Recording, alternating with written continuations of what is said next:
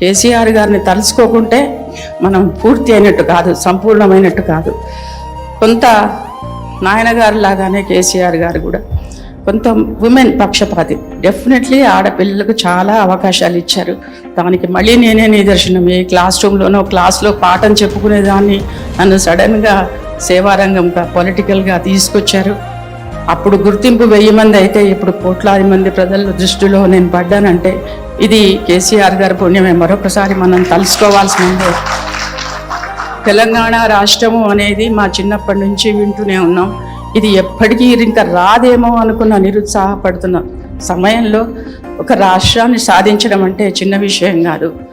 రాష్ట్రాన్ని సాధించి అనేక పథకాలు గవర్నమెంట్లో అనేక కళ్యాణ లక్ష్మి ఒకటే మేమే ఎన్నో చెక్కులు మేము చెప్పుకోవచ్చు, ఎన్నో చెక్కులు మేము పంచాం. కళ్యాణ లక్ష్మి అనేది, షాదీ ముబారక్ అనేది ఎంత పెద్ద పథకం, అది అసలు ఎవరి ఊహకందని విషయం. అలాంటి మంచి మంచి పథకాలు స్త్రీలకు, మహిళలకు అనేకం చేసినారు. ఆ 10 ఏళ్ళు స్వర్ణయుగం. మరొకసారి మనం కేసీఆర్ గారిని తలుసుకుంటూ మళ్ళీ ప్రపంచ మహిళా దినోత్సవం సందర్భంగా అందరికీ మరి శుభాకాంక్షలు తెలియజేసుకుంటూ జై తెలంగాణ, జై తెలంగాణ, జై కేసీఆర్ గారు.